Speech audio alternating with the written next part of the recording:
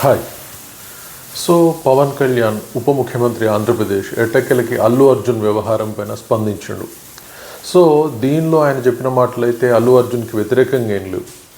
జనరల్గా ఒక వ్యక్తి ఏ విధంగా చెప్పాలనో, ఒక బాధ్యతాయుతమైనటువంటి పదవులు ఉన్న వ్యక్తి ఏ విధంగా చెప్పాలనో ఆ విధంగా చెప్పిండు. అలాగే వచ్చేసి దానిలో చెప్పింది ఏంటి అంటే, ఇది ఒక సినిమా యూనిట్ కాబట్టి, యూనిట్గానే వర్క్ చేస్తారు కాబట్టి ఆ ఇన్సిడెంట్ జరిగిన నెక్స్ట్ డే అల్లు అర్జున్ కాకపోయినా సరే నిర్మాతలు, దర్శకుడు వెళ్ళి పరామర్శించాల్సింది, మేమున్నామన్న ధైర్యం ఆ కుటుంబానికి ఇవ్వాల్సింది.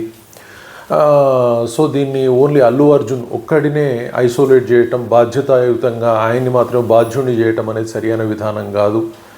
సో ఇది గోడితో పోయేది గొడ్డదాకా తెచ్చుకున్నట్టు ఉంది. సో దీనిలో కొంత మానవతా దృక్పథం అనేది లోపించింది.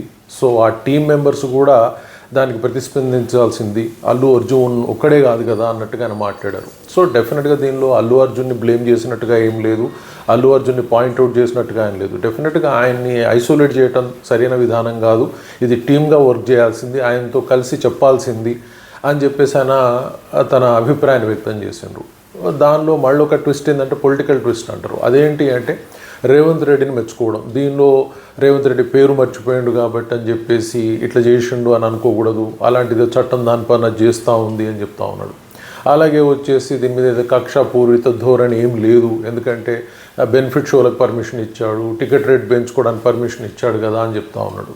సో మరి ఓవరాల్గా చూసినప్పుడు మరి భవిష్యత్తులో ఈయన సినిమాలకు కూడా ఇబ్బంది ఏమైనా తెలంగాణలో వస్తుందని చెప్పేసి భయపడి ఇక్కడున్న ముఖ్యమంత్రి రేవంత్ రెడ్డిని సమర్థిస్తూ మాట్లాడా, లేకపోతే ఇది సరైన విధానంగానే మాట్లాడా అనేది రెండు వైపుల నుంచి వస్తున్నటువంటి ఒక అనుమానం లేదా సందేహం అయి ఉండొచ్చు. సో ఓవరాల్గా చూసినప్పుడు అల్లు అర్జున్ పాయింట్ ఆఫ్ వ్యూలో కరెక్ట్గానే మాట్లాడినట్టు అనిపించింది. బట్ పొలిటికల్గా ఇక్కడున్న ముఖ్యమంత్రి రేవంత్ రెడ్డిని సమర్థించడం అనేది ఆయన పొలిటికల్గా ఉన్నారు కాబట్టి మరి సమర్థించుకుంటున్నారా అనేది అభిమానంలోనూ అలాగే సమాజంలోనూ వస్తున్న ఒక ప్రశ్న. మరి దాని పూర్తి ఆన్సర్ కోసం భవిష్యత్తులో వెయిట్ చేయాల్సి ఉంటుంది. Thank you very much.